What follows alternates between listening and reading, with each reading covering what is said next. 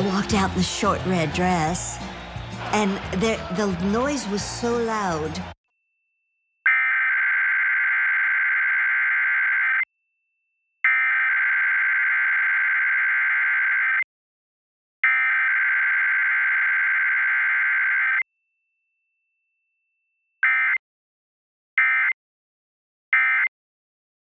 Teeny little guy standing, and it said, "Hi, Annie."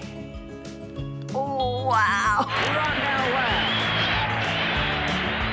It wasn't just a little song and a little it was that we were really there sharing Christmas Eve with them as though we were all one big family. And the guys were over the moon. Thousands and thousands and thousands of men. And I felt like, wow, you did the right thing, Raquel. You really did the right thing. You're going into a war zone.